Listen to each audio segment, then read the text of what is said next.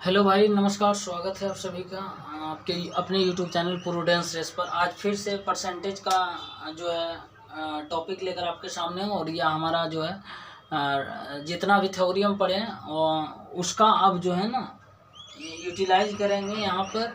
और क्वेश्चन बनाएंगे परसेंटेज आधारित। जितने भी क्वेश्चन बनेंगे इम्पोर्टेंट क्वेश्चन बेसिक से लेकर हाई लेवल तक, उसको हम डिस्कस करेंगे। पिछले क्लास में कुछ क्वेश्चन बनाए थे, उसके आगे अब जो भी क्वेश्चन बनता है उसको देखेंगे।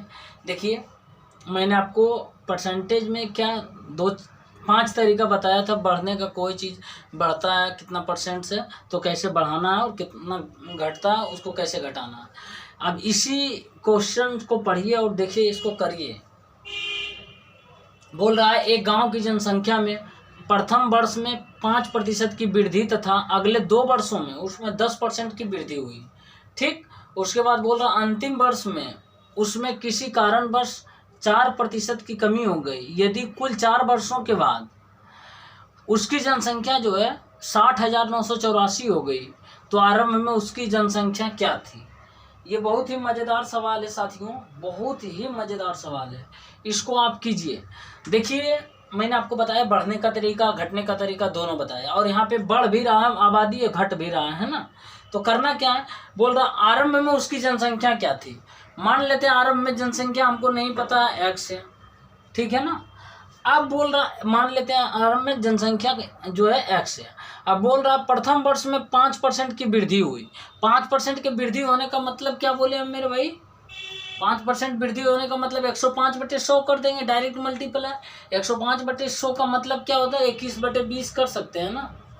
21/20 कट जाएगा ना 105/100 को डायरेक्ट कर। नहीं तो 5% का मतलब ये बताए थे ना 1/20 होता है। तो हम सीधे एक जोड़ के मल्टीप्लाई संख्या हम कर देंगे 21/20। 21/20 से मल्टीप्लाई कर देंगे ना, आप ऐसे भी कर सकते हैं। तो इतना। फिर बोल रहा हूँ उसमें अगले 2 वर्ष में 10% की वृद्धि हुई। पहला वर्ष ये हुआ, फिर अगले 2 वर्ष में फिर दूसरा वर्ष में जो क्या हुआ 10% की वृद्धि हुई। मतलब 110/100 या फिर 11/10 कर सकते हैं ना। फिर वही यही रूल लगाएंगे, 1/10 हो जाएगा 10% का मतलब। तो सीधे एक जोड़ के 11/10 से मल्टीप्लाई कर देंगे। ठीक। तो 11/10 फिर एक बार 11/10 होगा, क्योंकि अगले 2 वर्ष में बोल रहा है ना 10% बढ़ रहा। तो ये पहला वर्ष बढ़ा, ये दूसरा वर्ष, ये तीसरा वर्ष, ठीक है ना। दूसरा और तीसरा वर्ष सेम 10% की वृद्धि हुई। फिर बोल रहा है कि तीसरा वर्ष में जो है ना किसी कारणवश 4% की कमी हो गई। 4% की कमी हो गई मतलब 96/100। नहीं तो 4% का मतलब आप ऐसे भी लिख सकते हैं 1/25। तो इसको माइनस हो रहा है ना, तो माइनस इसको करके एक में ऐड करके 24/25 से मल्टीप्लाई कर सकते हैं। नहीं तो 96/100 भी काटिएगा 24/25 आएगा। तो हम 24/25 कर देते हैं, ठीक है ना। इसीलिए यहाँ पर ये चीज़ें हम 100 प्लस माइनस बोले कि जब बढ़ेगा या घटेगा तो उतना करना है। तो ये देखिए चीज़ें यहाँ आ गया इतना। और यही जो 4 वर्षों के बाद बढ़ा, उसके बाद घटा, तो उसके बाद फाइनली कितना जनसंख्या हो गया है, 4 वर्षों के बाद उसकी जनसंख्या 60,984 हो गया। ठीक, इतना हो गया। तो पूछा उसकी जनसंख्या क्या थी। आरंभ में जनसंख्या x माने तो x का मान ही पूछ रहा है। आप इसको काट दीजिए। देखिए 11 से इसको काटें, 11×5=55, 11×5=55, 11×4=44, 11×4=44। फिर इसको भी काटेंगे 11×5=55, 11×4=44। ठीक। फिर इसको काटेंगे 21×2=42, 21×4=84, ठीक है ना। अब फिर इसको काट देंगे, 24 कट जाएगा। तो x बराबर नीचे वाला सब गुना हो जाएगा तो कितना हो जाएगा, 25×2=50, 3 शून्य, 1 2 3 शून्य हो गया ना, 3 शून्य। ठीक, इतना हो जाएगा। बस इसकी आबादी जो है 50,000 हो जाएगी, ठीक है ना। इसका राइट आंसर ये हो गया 50,000। ठीक। अब नेक्स्ट क्वेश्चन दे रहे हैं मेरे भाई। अब ये दूसरा क्वेश्चन है आज के क्लास का। बोल रहा है एक कार के मूल्य में प्रति वर्ष जो है 6.1/4% का अवमूल्यन होता है। अवमूल्यन का मतलब डिवैल्यूएशन, मतलब वैल्यू घटता है, ठीक है ना। और यदि उसका वर्तमान मूल्य जो है 2,56,000 रुपया है, तो 2 वर्ष में उसका मूल्य कितना हो जाएगा। तो अब देखिए कोई कार है ना जिसका अभी का वैल्यू जो है 2,56,000 रुपया, और प्रति वर्ष उस कार के मूल्य में जो है ना 6.1/4% का मतलब डिक्रीज हो रहा, घट रहा, अवमूल्यन हो रहा। तो 2 वर्ष के बाद उसका मूल्य पूछ रहा। पहले नंबर तो देखिए वर्तमान मूल्य कितना है मेरे भाई, 2,56,000 रुपया है ना, इतना है। अब बोल रहा प्रति वर्ष इतना घट रहा। 6/1/4 का मतलब हम क्या बताए थे, 1/6 सही, आपको देखिए 6/1/4 का मतलब क्या बता, 25/4 यही बताए थे परसेंट। इसका मतलब क्या बताए थे, ये याद रख लिए 6/1/4, या तो इसको या तो 6.25% बताए थे ना पिछले क्लास में। इसका मतलब क्या होता है 1/16, 1/16 की मतलब अवमूल्यन होता है, ठीक है ना। तो अब हम क्या करेंगे, 2 वर्ष में ऐसा लगातार 2 वर्ष में घट रहा है इतना, तो इतना घट रहा 1/16, तो हम क्या करेंगे, एक जोड़ के जो भी संख्या आएगा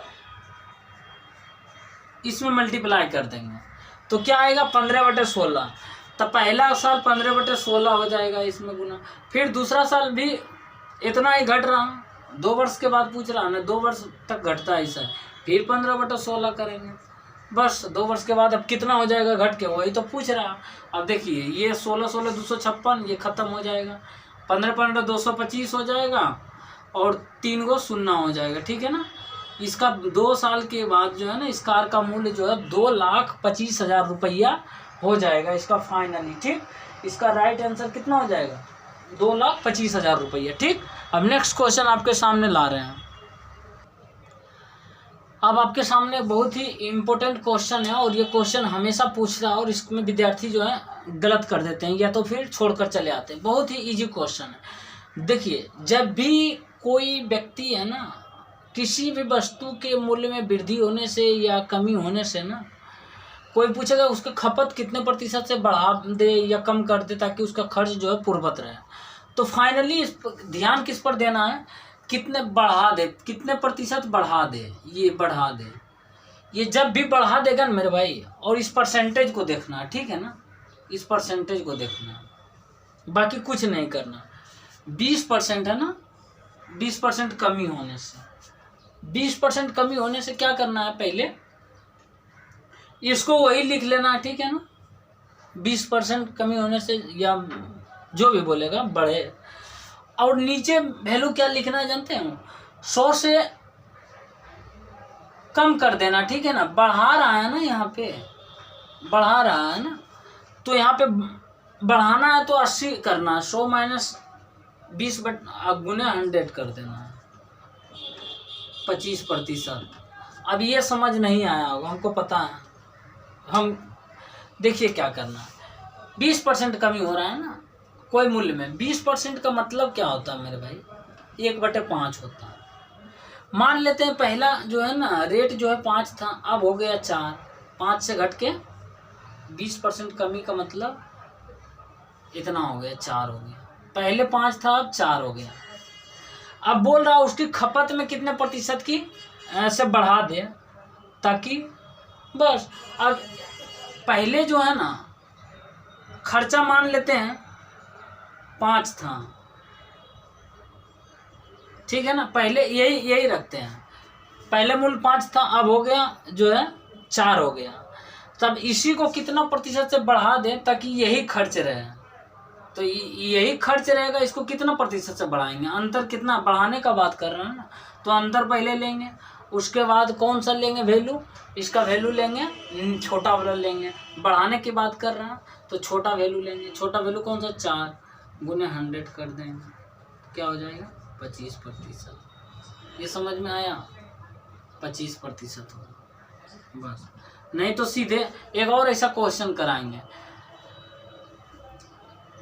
इसका जस्ट उल्टा कराएंगे, समझ में आ जाएगा, ठीक है ना। तो इतना कर देना, या तो फिर आप ऐसे कीजिएगा, मान लेते हैं दूसरा और तरीका, कोई व्यक्ति कम जो है ना वनस्पति तेल पर 100 रुपये खर्च करता है, अब जो है 80 रुपये कर रहा खर्च, 20% कमी होने, तो बोल रहा है यही खपत जो है ना कितने प्रतिशत से बढ़ाएगा कि यही 100 प्राप्त हो जाएगा, तो कितना प्रतिशत से बढ़ाएगा, तो अंतर है 20 लिखेंगे। अब बढ़ाने का बात आ रहा है तो छोटा वाला वैल्यू लिखेंगे नीचे, मल्टीप्लाइड बाय 100 करेंगे तो 25% आएगा। ठीक, ये तरीका। अब फिर भी नहीं समझ में आया, देखिए बोल रहा पहले खर्च 100 रुपया था, अब खर्च 80 रुपया हो गया। अब यही बोल रहा खर्च में कितना प्रतिशत की बढ़ोतरी करें, यानी कितना प्रतिशत नहीं पता, 1 + k/100 मान लेते हैं, यही तो करते हैं ना, कितना प्रतिशत की बढ़ोतरी करें कि उसका जो खर्च जो है पूर्ववत रहे, मतलब 100 ही रहे। तो आप क्या कीजिएगा, 1 + k बराबर करिएगा, इसको काटिएगा उधर तो 5/4 आएगा, फिर इसको 1 को उधर माइनस लेकर जाइएगा तो क्या होगा 1/4, और k/100 होगा ना, ये 100 है तो k/100 बराबर 1/4, तो k बराबर क्या होगा 25%। सेम चीज़ें आया, सब तरीका बता देंगे, जो अच्छा लगे वो लिख लीजिए। लेकिन एक और इसका जस्ट रिवर्स क्वेश्चन लाएंगे, वो समझ में आ जाएगा। ठीक, अब ये क्वेश्चन आपके सामने है और ये भी बहुत इंपॉर्टेंट क्वेश्चन, ये भी पूछता है बार बार। बोल रहा है चीनी के मूल्य में जो है 25% की वृद्धि होने से कोई व्यक्ति उस पर आने वाले खर्च को कितने प्रतिशत से बढ़ा या घटा दे ताकि उसकी खपत जो है 20% से बढ़ जाए। तो देखिए क्या है, बहुत ही सिंपल सवाल है। देखिए चीनी के मूल्य में 25% की वृद्धि होता है, मान लेते हैं 25% की वृद्धि होता है ना, मान लेते हैं चीनी का रेट जो है 100 रुपये पर किलो है, रेट जो है ना चीनी का मान लेते हैं 100 रुपये पर केजी है।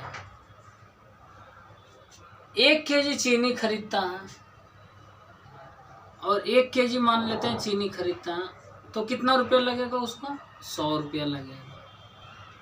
अब बोल रहा इतना खर्च हो रहा, 100 रुपया क्या हो रहा खर्च।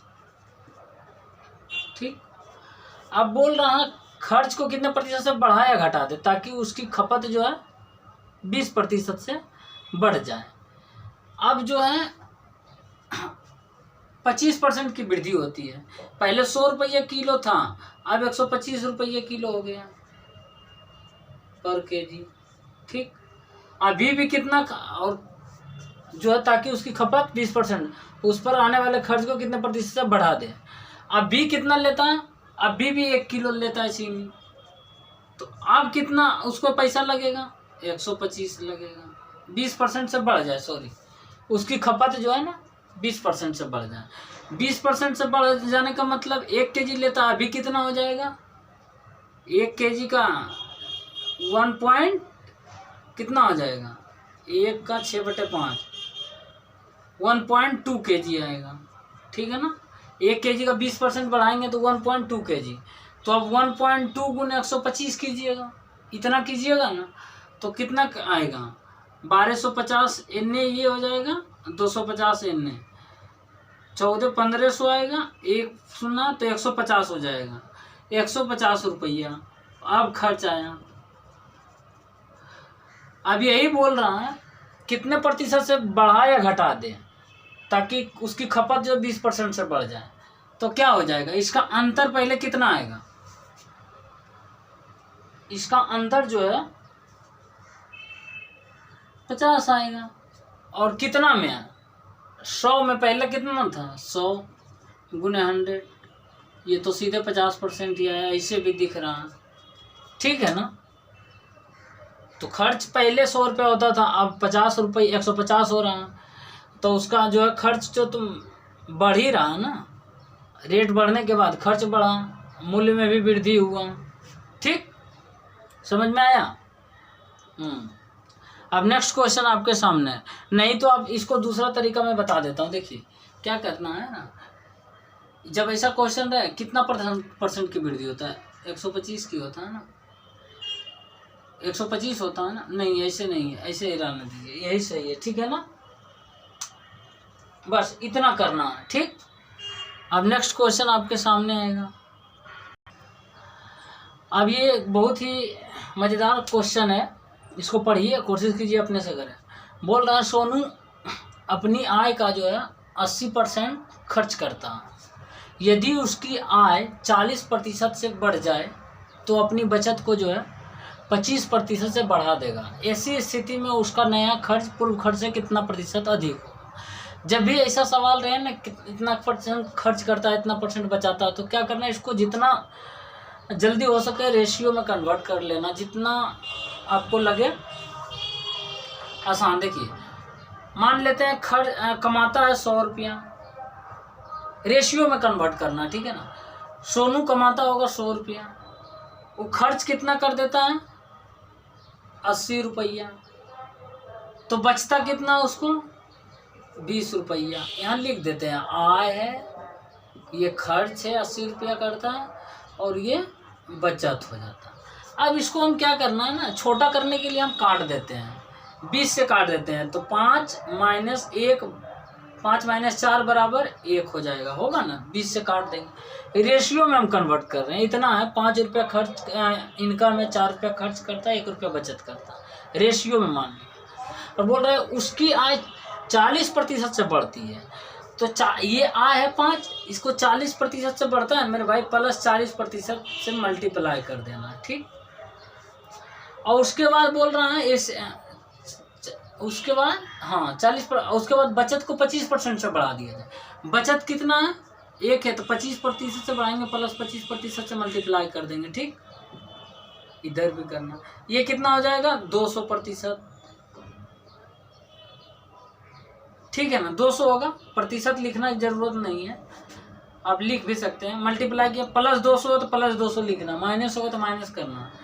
माइनस इसका नहीं पता, हम x मान लेते हैं, ठीक। वही तो पूछ रहा है, नया खर्च कितना होगा, x% करता होगा मान ले, तो -4x हो जाएगा, ये होगा ना। इसको भी मल्टीप्लाई बराबर 25 × 1 25 हो जाएगा, तो 4x बराबर कितना होगा भाई 175 हो जाएगा, होगा ना। 4x बराबर 175, तो x बराबर कितना हो जाएगा यहाँ पर, x बराबर 4 चौक 16, 4 तिया 12, 4 सत्ती 28, 2 4 25 20। इतना प्रतिशत वो खर्च करेगा ना, वो नया इसका जो है उसका नया खर्च पूर्व खर्च से कितना प्रतिशत अधिक होगा। तो पूर्व खर्च से जो है 43.75% अधिक होगा, ठीक है ना। इसका राइट आंसर इतना होगा। नहीं तो आपको लगता है कुछ और तरीका अपनाएं, तो दूसरा तरीका और बता रहे हैं। मान लेते हैं सोनू का आय जो है ना 100 रुपया है। हम रेशियो मेथड से इसलिए बताएं कि और भी इस तरह, सिर्फ इस तरीके का सवाल नहीं, और भी सवाल आएगा जो रेशियो, इसी मेथड को यूज करना, ठीक है ना।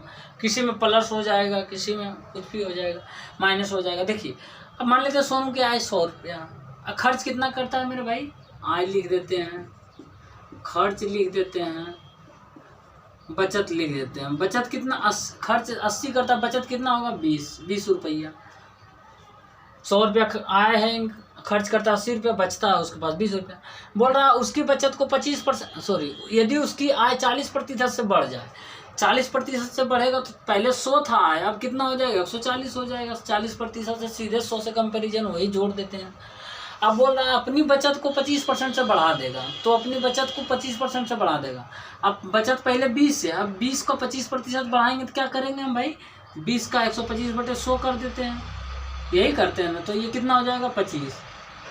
अब जो है बचत जो है 25 आया, आय जो है इतना, तो खर्च कितना होगा मेरे भाई, खर्च इसको इसमें क्या करेंगे हम, ऐड कर देंगे। खर्च बराबर क्या होता है, आय प्लस बचत करेंगे ना, बस। तो ये कितना हो जाएगा 175 होगा, सॉरी ये हो जाएगा। बचत बराबर क्या होता है, आय माइनस वो, बचत बराबर क्या होता है, आय माइनस खर्च होता है। तो ये कितना हो जाएगा, आय कितना था 140 माइनस खर्च नहीं पता 25, तो x बराबर 115 हो जाएगा, ठीक है ना। ये 115 है, इतना होगा, ठीक है ना। अब क्या बोल रहा है, तो उसका नया खर्च पूर्व खर्च से कितना प्रतिशत अधिक होगा। नया खर्च कौन आया 115, पूर्व खर्च कितना था 80, अब कितना प्रतिशत अधिक है कंपेयर कर दीजिए। 80 अंतर दोनों का देख लीजिए कितना हो जाएगा 35 हो जाएगा भाई, कितना प्रतिशत अधिक पूछ रहा है ना, तो अधिक के लिए हम छोटा वैल्यू नीचे रखते हैं, 80 गुने 100 करेंगे, 4 बार में काटेंगे, इसको 5 बार में, ये हो जाएगा 25 के 5 बाकी 2, इतना 175/4 ये भी आया। इसका 4 चौक 16, 4 तिया 12, 4 दूना 8, 4 5 कितना, 4 चौक 16, 4 तिया 12, 4 7 28 2, इतना प्रतिशत आएगा, 43.75%। ठीक, उस तरीके से भी वही आंसर आया। ठीक, ऐसे करना है, समझ में आया? 2 मेथड बताएं। अब नेक्स्ट क्वेश्चन आएगा आपके सामने।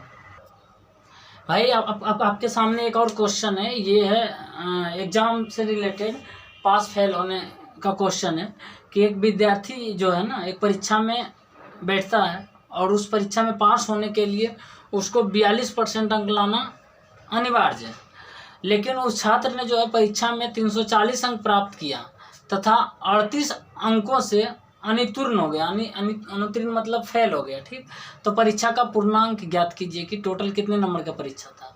देखिए, एक परीक्षा में उत्तीर्ण होने के लिए 42% अंक लाना जरूरी है। ठीक ना, पास के लिए क्या होना जरूरी है, 42% अंक लाना जरूरी है। अब बोल रहा है एक छात्र जो 340 नंबर लाता है और 38 अंकों से जो है ना अनुत्तीर्ण हो जाता है, मतलब फेल हो जाता है, यानी 340 नंबर लाने के बावजूद 38 अंक से फेल हो जाता है, मतलब 38 अंक और लाता तो पास हो जाता, 38 अंक लाता और तो पास हो जाता है कि नहीं? तो मतलब कितना टोटल अंक इसको लाना पड़ता, 378 अंक पास होने के लिए। पास होने के लिए लिख देते हैं,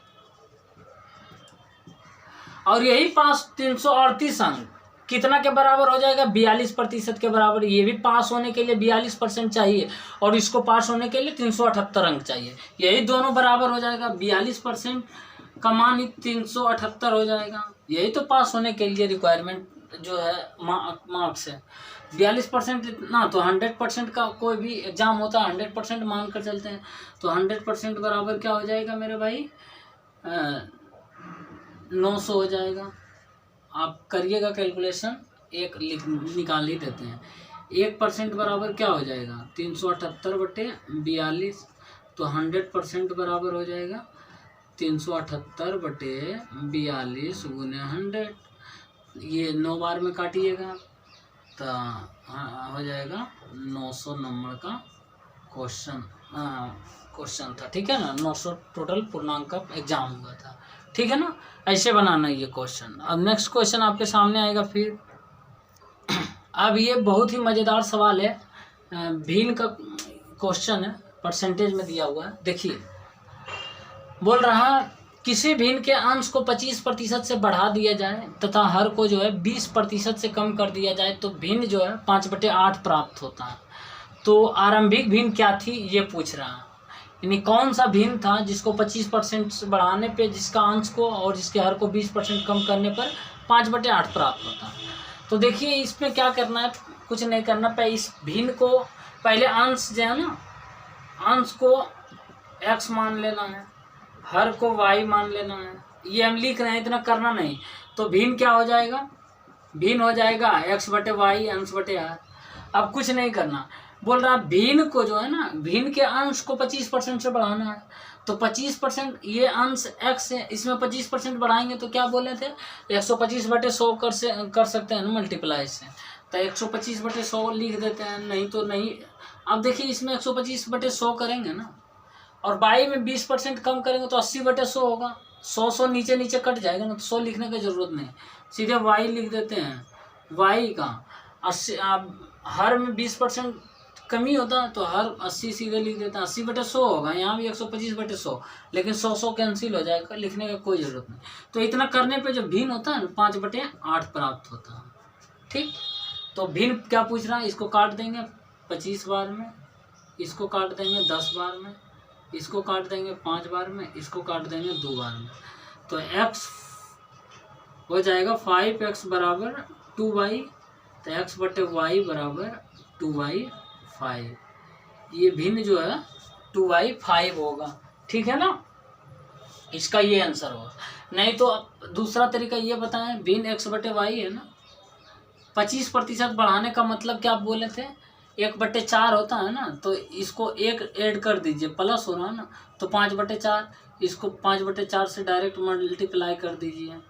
देखिए x गुने 5/4 से मल्टीप्लाई करेंगे, y जो है ना वो 30% कम हो रहा है, मतलब 1/5 कम हो रहा, तो क्या हो जाएगा, 1 ऐड करते हैं तो कितना हो जाएगा, 4/5 से मल्टीप्लाई कर देंगे, इसको 4/5 से मल्टीप्लाई, और कितना हो जाता है, भिन्न 5/8 प्राप्त होता है। या तो ये कीजिए या तो ये कीजिए, सेम वही रिजल्टेंट आएगा, ठीक है ना। अब देखिए क्या हो जाएगा, हो जाएगा 5x गुने 5/4y गुने 4 बराबर 5/8। ये 5 कैंसिल, 4 दूना 8, 2 दूना 4, वही आ रहा 5x बराबर 2y, x/y बराबर 2/5, ठीक है ना, आ रहा ना, वही सेम है, जैसे मन हो वैसे कीजिए, लेकिन ये कीजिए, मेरा सलाह है कि आप ये कीजिए, जल्दी होगा, ठीक है ना, ऐसे करना है इसको, बाकी दिमाग नहीं लगाना। अब नेक्स्ट क्वेश्चन फिर आएगा। अब ये अगला क्वेश्चन आपके सामने है, इसको पढ़िए और कीजिए। बोल रहा नूतन अपनी कुल आय का 25% भोजन पर खर्च करती है, शेष राशि का 20% वस्त्र पर करती है तथा पुनः शेष राशि का 40% वह शिक्षा पर खर्च करती है। यदि वह 8,640 रुपये बचा लेती है तो उसकी आय क्या थी। मेरे भाई, जब भी ऐसा क्वेश्चन आए ना कि खर्च कर रहा बचा रहा, ये ध्यान देना है कि क्या पूछ रहा, शेष राशि का पूछ रहा है, यहाँ भी शेष राशि का पूछ रहा है, इसको हमेशा ध्यान रखना, ठीक है ना। तो ये क्वेश्चन और एक और इतना % डायरेक्ट दे देता सिर्फ शेष राशि छोड़कर, तो और ये क्वेश्चन दोनों अलग हो जाता। बोल रहा नूतन अपनी आय का, तो पूछ रहा उसकी आय क्या थी। उसकी आय मान लेते हैं, नूतन की आय जो है x थी, x। अब इस पर जो है ना कुल आय का 25% भोजन पर खर्च करती है। फाइनली है क्या, हमको बचा लेना है, बचाती है, बचाने का वैल्यू दिया हुआ, ठीक है ना। तो हम इसमें से जो है ना x आय है जो भी, इसमें से खर्च यहाँ नहीं लिखेंगे, यहाँ बचत लिखेंगे ताकि इसके बराबर हो जाए। हमको बचाना है, और जो कि बचाने का वैल्यू दिया हुआ है बचत का। 25% भोजन पे खर्च करता है, मतलब 75% जो है बचाता है, ठीक, इतना बचाता है। अब बोल रहा है शेष राशि का, यानी जो शेष राशि बचा है उसका 80% वस्त्र पर खर्च कर देता है, यानी इसका 20% वस्त्र पर खर्च कर देता है। 20% वस्त्र पर, ये शेष राशि 20% वस्त्र पर खर्च करता है, तो बचाता क्या है शेष राशि का, 80% बचाता है मेरे भाई, 80%। अब जो इसलिए बता रहे हैं, देखिए देखो, सीधे 100 से कंपेरिजन कर देना है, तब 75/100 कर दिए, 80 का 20 का 80/100 कर दिए, ठीक है ना। अब बोल रहा पुनः शेष राशि का, फिर इतना बचा हुआ है ना, ये बचा ही हुआ है, बचत ही तो लिख रहे हैं। फिर इसी बचत का जो है ना शेष राशि का 40% वो शिक्षा पर खर्च करता है, तो 40% करता है तो बचाता कितना है, 60% बचाता है। 60%, 60/100 कर देंगे सीधे से, ठीक। और यही जो बचत बच गया ना टोटल, यही बचत जो है इतना होता है, बचाकर इतना रुपया उसके पास बचता है, ठीक है ना, खर्च करने के बाद। तो अब x का वैल्यू निकल जाएगा यहाँ से, यहाँ देखिए काट देते हैं 1 0 1 0, ठीक, ये 1 0 काटेंगे, 1 0 कटेगा, ठीक। ये हो जाएगा 3 बार में, ये हो जाएगा 4 बार में, ये 4 दूना 8 हो जाएगा, आराम से काटना, ठीक। ये 3, ये 5 से कटेगा। अब देखिए क्या होगा, इसको ये कर देंगे, 3 3 9, 9 से काट देंगे, 9 9 81, 9 6 54। अब ये हो जाएगा 2 48 बार में काटेंगे, तो हो जाएगा x बराबर, ये 500 हो जाएगा गुने 48, कितना हो जाएगा, 2 0 2 0, और 45 के 0 बाकी 4, 5 20, 4 24, 24,000 रुपया जो है ना इसकी नूतन की आय थी, ठीक। इसका राइट आंसर 24,000 हो जाएगा। और इसको जो है 25% भोजन पर खर्च करती है और 20% वस्त्र पर, उसके बाद फिर 40% शिक्षा पर खर्च करती है, तब जाके इसको 8,640 रुपये बचती है। ठीक है ना, ये इसका आंसर था। उम्मीद है समझ आया होगा। अब नेक्स्ट क्वेश्चन आपके सामने फिर है। अब एक और क्वेश्चन है आपके सामने है। ये इस तरह का क्वेश्चन पिछले क्वेश्चन में और एक हो चुका है। ठीक है ना, परीक्षा में जो पास फेल होने का क्वेश्चन था एक और हो चुका था। अब एक और बहुत ही अच्छा क्वेश्चन है, इसको कीजिए। बोल रहा किसी परीक्षा में एक छात्र ने पूर्णांक का जो है 36% अंक प्राप्त किया, लेकिन 32 अंकों से फेल हो गया। और उसी परीक्षा में एक अन्य छात्र जो है वो 48% अंक प्राप्त किया और वह पास अंक से 64 अंक अधिक लाया। तो परीक्षा के पास का प्रतिशत क्या है, यानी जो परीक्षा में पास होने के लिए अंक लाना है ना, उसका प्रतिशत क्या, कितना प्रतिशत लाएगा कि वो परीक्षा पास हो जाए।